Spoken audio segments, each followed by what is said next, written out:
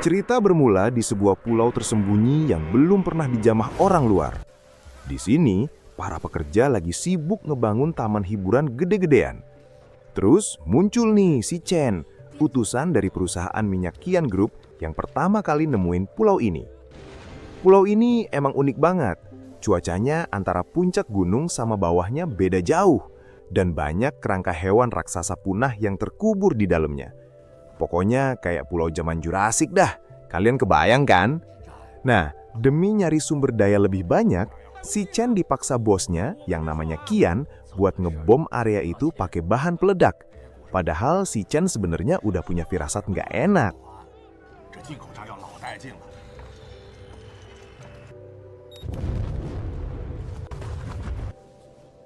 Pas bomnya meledak, muncul lubang raksasa yang dalam banget. Di situ mereka nemuin fosil hewan gede yang awalnya dikira cuma tulang belulang biasa. Tapi pas dicek lebih deket, ternyata itu ular betina raksasa yang lagi enak-enak hibernasi. Gara-gara berisik kena bom atau lagi PMS kali ya ini ular wadon, si ular bangun dan langsung ngamuk ngebantai pekerja di sana. Tapi yang bikin makin gila, di tengah pembantaian itu, tiba-tiba muncul lagi sesosok dinosaurus raksasa yang kayaknya sengaja dateng buat nantangin si ular gelut. Terlebih, ini udah kayak wilayah kekuasaan si Dino Jumbo ini.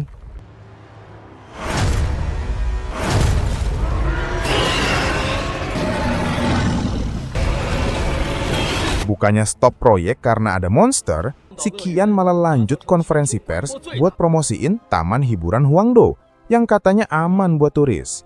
Padahal udah diprotes sama para ahli paleontologi. Paleontologi. Katanya sih bakalan ngerusak area di situ, termasuk fosil penelitian yang ada di sana. Di tempat lain, ada bocil kematian namanya Kai. Dia lagi trauma berat dan sering halusinasi gara-gara kecelakaan yang bikin kakinya cedera.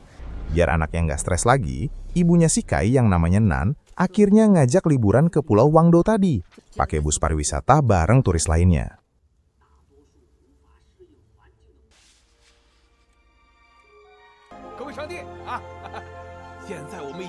Pas nyampe di pulau, pemandangannya emang juara.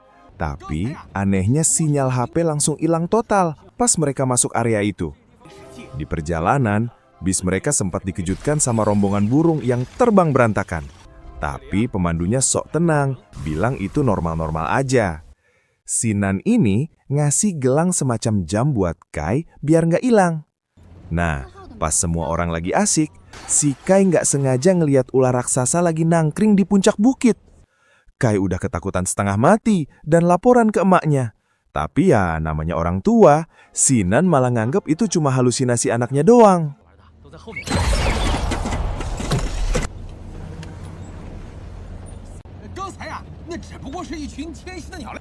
Lagi asik perjalanan, si sopir bus yang namanya Zeng tiba-tiba ngeliat batu-batu segede gaban jatuh dari langit kayak meteor. Zeng nyoba banting setir buat ngehindar, tapi apesnya bus mereka malah nabrak pohon gede dan mereka kejebak di tengah hutan. Para penumpang yang emosi langsung turun buat nyoba dorong busnya. Tapi ya percuma, bus segede itu mana kuat didorong tenaga manusia. Di tengah kekacauan, si Qian masih sempet-sempetnya ngerayu investor namanya Bai buat tetap naruh modal. Meskipun si Bai udah kecewa berat sama insiden ini.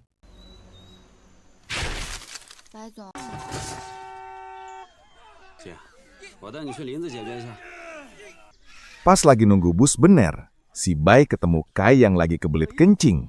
Karena sama-sama pengen buang hajat, Bai nemenin Kai ke pinggir sungai. Tapi baru aja mau crot, tiba-tiba ada sesuatu yang muncul dan langsung nyaplok si Bai sampai hilang. Di sisi lain, ada kakek-kakek arkeolog yang lagi neliti batu raksasa tadi. Dia sadar ada yang nggak beres sama pulau ini. Dia teriak nyuruh semua orang buat buruan kabur. Tapi telat. Beberapa pengunjung keburu ditarik paksa masuk ke hutan sama sosok misterius.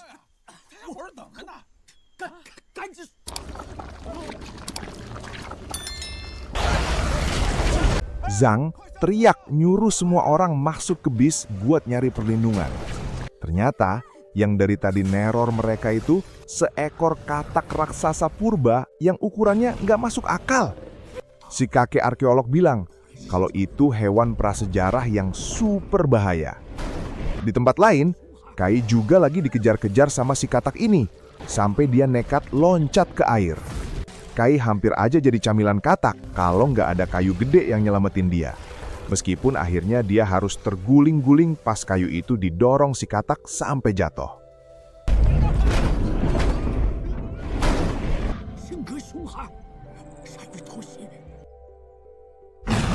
Belum kelar urusan katak, muncul ancaman yang jauh lebih ngeri. Ular pangu piton raksasa tiba-tiba muncul dan ngangkat bus mereka tinggi-tinggi. Gara-gara bisnya miring, ada satu penumpang yang mau jatuh. Zhang sama emaknya Kai udah nyoba pegangin, tapi tetap aja orang itu jatuh dan mati di tempat. Pas si ular mau mulai pesta makan turis, tiba-tiba dia dengar suara raungan hewan lain di kejauhan yang bikin perhatiannya teralih. Si ular pergi gitu aja sambil ngejatuhin bisnya dari ketinggian, bikin para penumpang di dalamnya luka parah.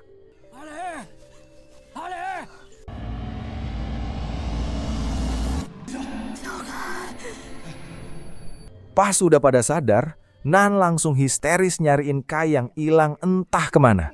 Di situ, kedok si Qian akhirnya kebongkar. Semua orang nyalahin dia karena ternyata dia sengaja nyembunyiin bahaya di pulau ini cuma demi narik duit investor. Lagi asik-asiknya mereka ribut dan berantem, tiba-tiba ada suara langkah kaki gede yang mendekat. Mereka semua langsung ngumpet dan nahan napas. Pas mereka nengok ke atas, muncul kepala dinosaurus raksasa tepat di depan muka mereka.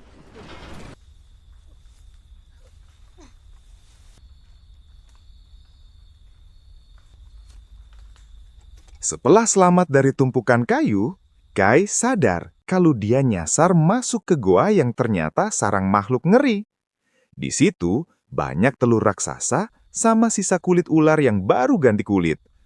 Lagi asik ngumpet karena dengar suara langkah kaki, muncul dinosaurus kecil yang langsung mecahin telur dan makan isinya. Sialnya, pas Kai mau kabur diem-diem, jam tangannya malah bunyi tidung, tidung, tidung, dan bikin dia ketahuan.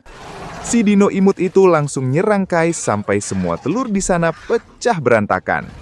Pas Kai udah ke pojok mau dimakan, tiba-tiba si ular raksasa dateng dan langsung ngebantai dino imut itu di depan muka Kai.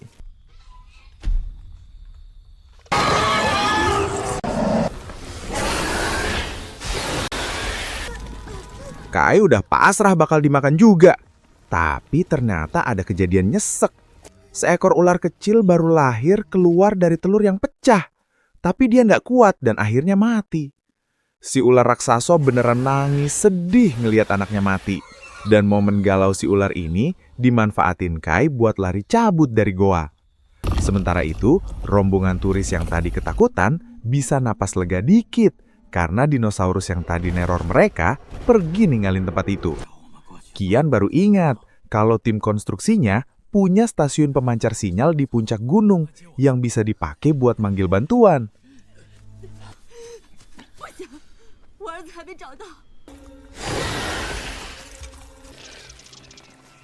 Nan mohon-mohon buat nyari Kai dulu sebelum ke puncak gunung. Tapi dasar orang-orang pada egois, nggak ada yang mau bantu karena takut mati.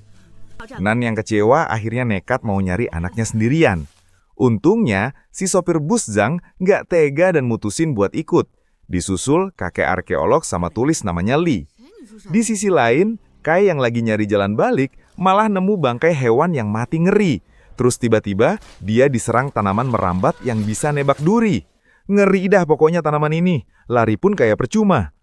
Pas duri kedua mau nembak, si ular raksasa tiba-tiba datang nyelamatin Kai.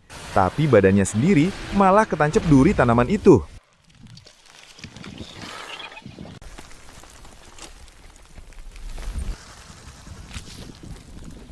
Di luar dugaan, Kai malah balik ngerasa kasihan sama si ular. Dia nyoba nyebut duri yang nancep di badan ular pakai lilitan tanaman merambat. Lalu si ular itu menarik badannya dan berhasil.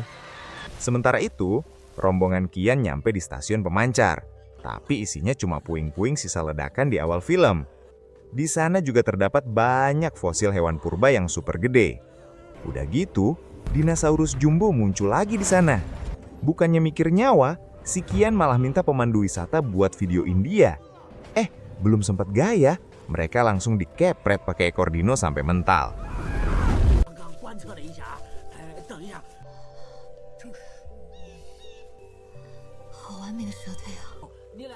Zhang dan tim kecilnya terus nyari Kai pakai bantuan GPS di jam tangan Kai. Pas lagi jalan dan nemu banyak bangkai, Zhang nyoba nenangin Nan kalau anaknya pasti aman. Tiba-tiba, si kakek arkeolog nemu ada lintah purba nempel di punggung Nan. Kata si kakek, itu namanya Tyrannos, Tyrannobe. Susah banget sih. Tyrannobdella, lintah maut yang bisa bunuh orang. Pas lintahnya mau dibuang, kelihatan ada bekas luka bakar di punggung Nan. Ternyata, dulu rumah mereka kebakaran, yang bikin Nan kena luka bakar dan kaki si Kai sampai ciri dan trauma berat kayak sekarang.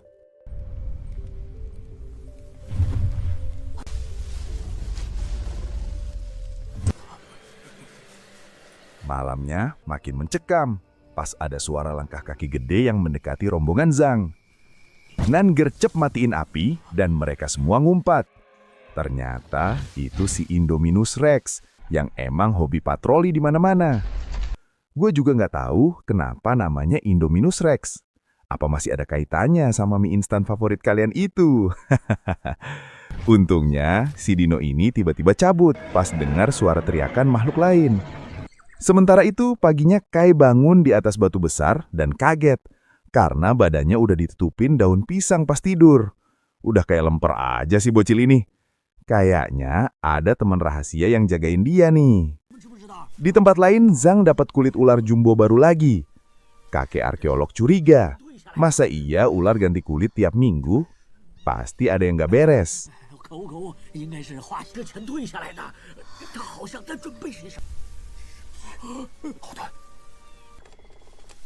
Pas Kai lagi asik jalan, dia nggak sengaja lihat Indominus Rex lagi asik makan katak raksasa. Kai nyoba mundur pelan-pelan, tapi klasik banget, dia malah nginjek kayu kering sampai bunyi krik. Si dino langsung nengok. Untungnya, sebelum Kai dicaplok, dia ditarik sama Nan yang akhirnya nemuin anaknya. Tapi apes, pas mereka mau kabur, si Indominus Rex balik lagi. Awalnya mereka kira si dino mau nyerang. Ternyata dia cuma numpang lewat buat nising doang. Gak punya adab ini si dino. Pas mereka baru aja mau napas lega, dino itu balik lagi dan kali ini beneran mau nyerang.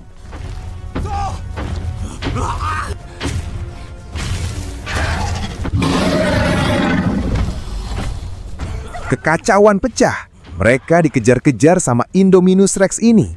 Sampai akhirnya Zhang, Lei, sama kakek kepental kena sabetan ekor Indominus Rex. Kai sama Nan yang terpisah malah makin apes. Mereka dikejar sama si dino ini ampe ke pojok di batu-batuan.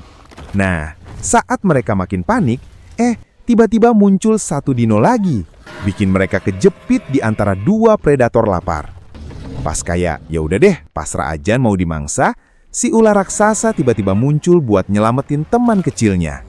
Terjadilah baku hantam gila-gilaan antara rombongan Indominus Rex lawan si ular. Si ular emang sakti. Dia berhasil bantai semua dino itu. Tapi badannya juga luka parah karena dikeroyok. Tim penyelamat langsung manfaatin momen ini buat kabur menuju sungai.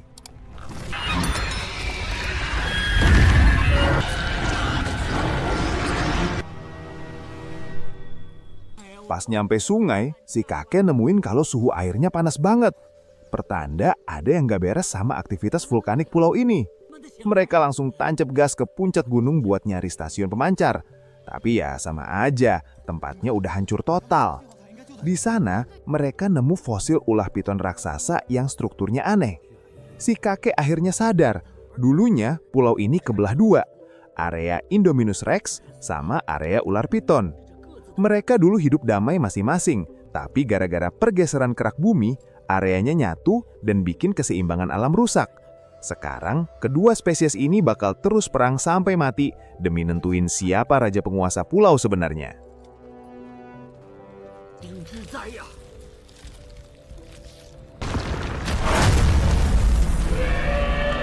Misteri pulau ini makin ngeri, guys. Karena kalau Indominus Rex ini dibiarin berkembang biak, mereka bakal jadi ancaman global karena sifatnya yang agresif parah. Pas lagi tegang-tegangnya, Kai nemuin kamera milik pemandu wisata. Tapi tiba-tiba si Qian muncul dan langsung nyendera Kai. Dasar licik, Qian maksa semua orang buat tutup mulut soal monster di pulau ini demi reputasinya. Tapi untungnya, si raja terakhir alias biangnya Indominus Rex muncul dan langsung ngerusak rencana busuk Qian. Momen ini dipakai tim buat nyelamatin Kai.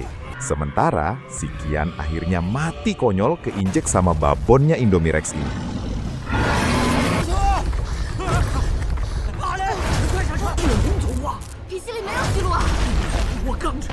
Rombongan yang tersisa langsung kabur pakai mobil.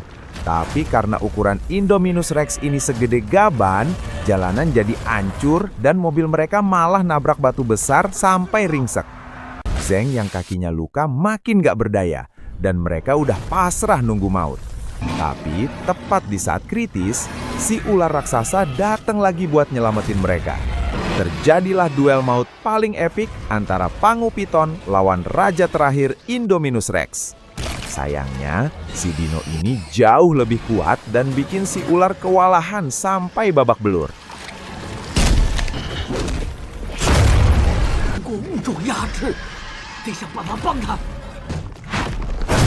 Ngelihat si ular makin terpojok, Nan punya ide gila buat ngebantu pakai bahan peledak. Nan akhirnya naik mobil dan bawa peledak itu ke pertempuran para raja ini. Rencananya mau diledakin pakai remote, tapi pas dipencet malah error. Sementara pertarungan mereka masih terus berlanjut. Si ular piton makin terpojok. Zhang mau ledakin manual pakai obor, tapi kakinya lumpuh. Akhirnya Lei juga nyoba, tapi pas lari malah jatuh kena puing. Disinilah momen paling mengharukan. Kai yang tadinya trauma dan kakinya pincang, tiba-tiba berdiri dengan gagah berani. Dia ngalahin rasa takutnya dan lari kenceng banget buat meledakin bom itu manual pakai obor. Boom! Ledakan besar terjadi. Berkat bantuan itu, si Piton akhirnya bisa ngalahin si Dino. Si Dino tewas, tapi Kai juga ikut terpental sampai nggak sadarkan diri.